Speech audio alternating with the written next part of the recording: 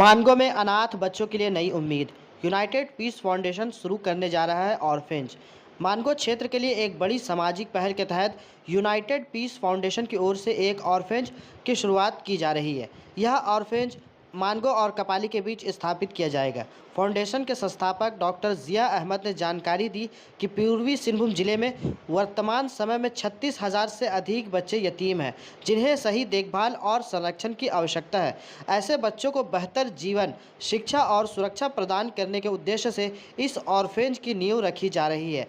इस अवसर पर मुख्य अतिथि के रूप में डॉक्टर सीमा वसीम उपस्थित रही। वहीं गेस्ट ऑफ ऑनर के रूप में डॉक्टर अकरम मिन्हाज, रिजवान सर, मुशर्रफ अरबाब और मिसेस रियाज शामिल हुए। सभी अतिथियों को बुके देकर गर्मजोशी से स्वागत किया गया। डॉक्टर जिया अहमद ने बताया कि यह ऑर्फेंज न केवल बच्चों को आश्रय देगा, बल्कि उनके संपूर्ण विकास, शिक्षा और मानसिक स्वास्थ्य पर भी विशेष ध्यान देगा। उन्होंने स्थानीय लोगों से इस सामाजिक पहल में सहयोग की अपील भी की है। आप लोगों का बहुत बहुत शुक्रिया। Thank you so much for coming here. मैं एनजीओ का फाउंडर एंड सीईओ हूँ यूनाइटेड पीस फाउंडेशन का।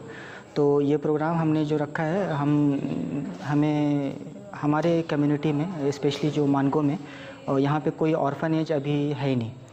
ऐसे तो हम लोग का जो मेन प्रोग्राम है, 4 प्रोग्राम चलता है और अभी 3 प्रोग्राम हमने नया ऐड किया है, जिसमें एक प्रोग्राम है ऑर्फन स्पॉन्सरशिप प्रोग्राम, जो पिछले 11 साल से हम लोग चला रहे हैं। इसमें हम लोग जो अनाथ बच्चे हैं उनको स्पॉन्सरशिप देते हैं, एजुकेशन वगैरह का, उनका हेल्थ केयर का, और वो बच्चे अपने माँ के साथ में रहते हैं या फिर अपने गार्जियन के साथ में रहते हैं।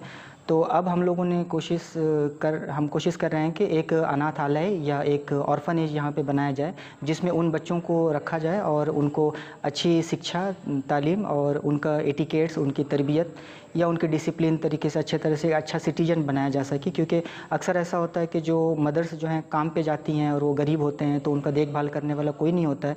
एजुकेशन पे बच्चे पढ़ाई नहीं कर पाते, बीच में स्कूल ड्रॉप हो जाते हैं।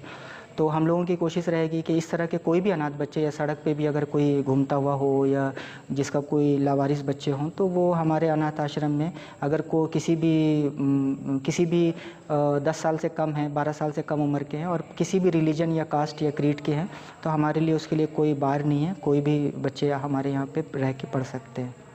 कि इसलिए तो हमने ये प्रोग्राम को रखा है और हमारे बहुत सारे गेस्ट यहाँ पे आए हुए हैं।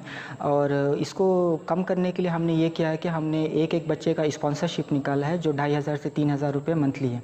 तो अगर कोई आदमी जो ठीक ठाक पैसे कमाते हैं और बिजनेसमैन हैं, जो थोड़ा सा फ़िक्र रखते हैं यतीम बच्चों के और अनाथ बच्चों के लिए कुछ काम करना चाहते हैं, तो अगर वो एक अनाथ बच्चे की जिम्मेदारी उठा लें, स्पॉन्सरशिप उनको महीने में दें, तो ये जो बजट है ना, ये बजट कम आ जाएगा। और कुछ बजट ऐसे हैं जो फिक्स्ड बजट हैं, जो वन टाइम इन्वेस्टमेंट हैं, जैसे कि उनके फर्नीचर से किचन वगैरह की जो बहुत सारी चीज़ें हैं, जो फर्स्ट टाइम ज़रूरत पड़ेगी, तो वो तो एक बार हो गया तो वो कई सालों तक के लिए हो जाता है। मेन जो है इंपॉर्टेंट, वो मंथली एक्सपेंसेस है। तो मंथली एक्सपेंसेस के लिए अगर कोई स्पॉन्सर्स हमें, अगर 10 बच्चों के लिए हमने अभी शुरुआत कर रहे हैं, इनिशियली 10 बच्चों के लिए, उसमें 2 स्टाफ रहेंगे।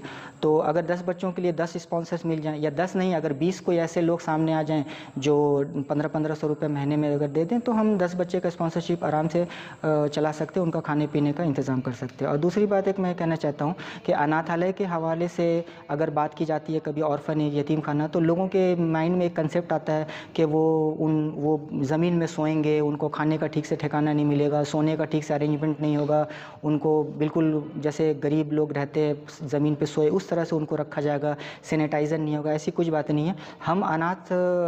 हमारी ये कोशिश रहेगी कि ये जो कंसेप्ट है लोगों का, इस कंसेप्ट और माइंडसेट को बिल्कुल चेंज हो जाएगा लोगों का, जब वो हमारे ऑर्फनेज को देखेंगे और बच्चों को जिस तरह से हम लोग पालन पोषण करेंगे। आखिरी सवाल पुली के हमने अभी जो हमारा 3 फेज़ में काम शुरू होगा, तो सबसे पहले हम लोग एक रेंटेड हाउस अभी ले रहे हैं, तो वो हमारे पास ऑलरेडी देख के है। तो जैसे जैसे हमारे पास बजट आएगा, तो आई होपफुली कि 3 से 4 महीना मैक्सिमम होगा, तो उसमें 4 फेज़ में काम को रखा गया है। एक तो बिल्डिंग हायर करना, दूसरा है उसको फर्निशिंग करना, और तीसरा है कि उसमें जो भी इक्विपमेंट्स लगेंगे, जो चीज़ें लगेंगी, जो घर ज़रूरत की हैं, वो सारी चीज़ों को हम अरेंज करेंगे। उसके बाद में 4th फेज़ में ऑर्फनेज स्टार्ट होगा, एजुकेशन वगैरह बच्चों का शुरू होगा।